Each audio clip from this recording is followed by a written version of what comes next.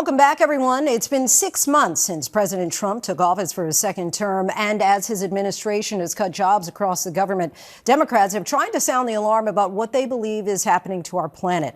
We had a chance to meet with Illinois Governor JB Pritzker at the Aspen Ideas Climate Conference in Chicago this week, where we had a wide-ranging conversation with the governor, who many consider a 2028 hopeful. What has surprised him the most about Trump's first 6 months in office, and will the climate rollbacks impact Illinois? Here's part of our conversation. 1 year ago, you described combating the climate crisis as swimming up a waterfall. Since then, there are those critics who have said that the Trump administration has rolled back decades of progress when it comes to environmental protections. Is your progress for your state at risk?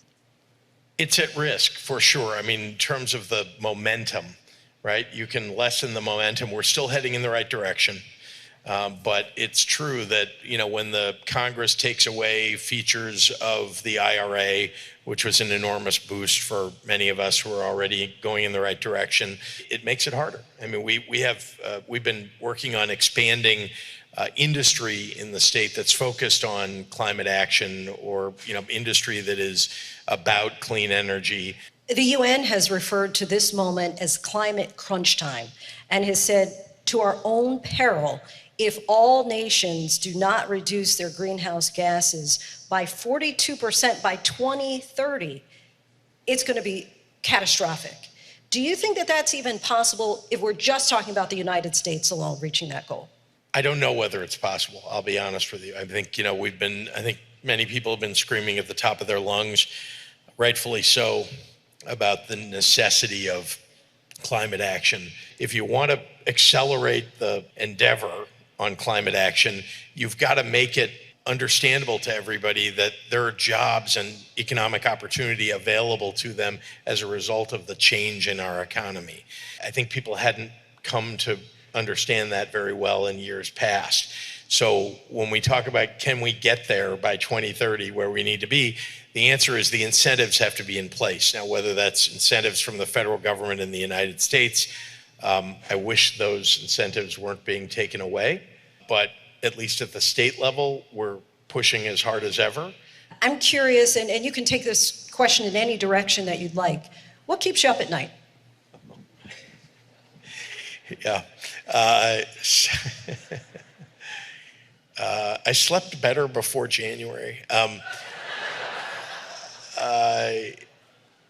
What keeps me up at night? Look, I have a 20-year-old son, a 22-year-old daughter.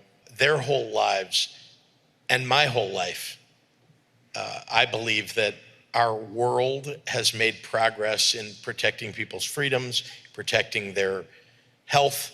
So what keeps me up at night is that it feels like every day, and here we're talking about climate action, it feels like every day the things that have been making progress for so many years, that yes, there have been setbacks from year to year, here and there.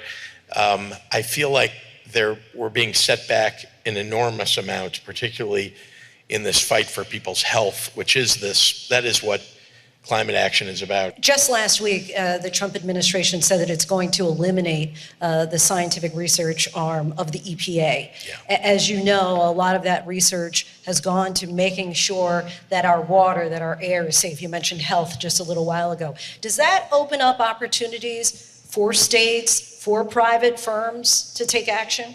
It begins an enormous problem for the country, but does it open up an opportunity? Sure.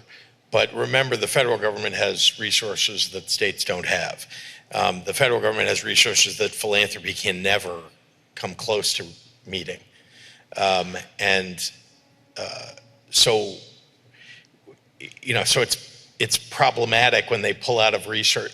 Yesterday marked Donald Trump's 6th month in office for his second term. You've had some choice words for him, called him a madman, racist, homophobic, and on. I said that? Is there anything in particular that has surprised you about these first 6 months? I didn't think there was going to be a laugh line there.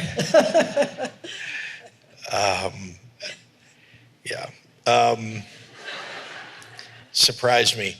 I think, I don't know about everybody in the audience, but I think I've been surprised at the swiftness of the diminishment of our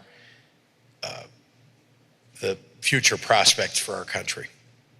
Really, it's happened so quickly. The pulling back from research is one example of that, but I mean, think about the damage. So on the flip side, a recent poll said that the majority of Americans view the Democratic Party as too woke, too weak, and out of touch. And so I'm curious what you think the party needs to do in order to rebuild, and if you support the current Democratic leadership in Washington. I'm laughing because you can do a poll. I can find 3 adjectives to describe the worst things that you could, or anything really, that you could say about Republicans, and you can get a poll to tell you that 80% of people in the Republican Party agree with you. You just can. And, you know, so sure, I can find some epithets and do a poll. The reason I became a Democrat, first, we're the party that created Medicaid, Medicare, Social Security. Do Democrats get it right all the time? No. And I think that it is as much a failure of messaging as anything else. Not suggesting that Democrats haven't gotten policies wrong, but let's not walk away from civil rights because we lost an election. Let's not walk away from health care. We believe in raising the minimum wage. We believe that there's a standard of living, at a minimum, sustainable standard of living that everybody should, if you are working and willing to work, that you should earn so that you can take care of your family.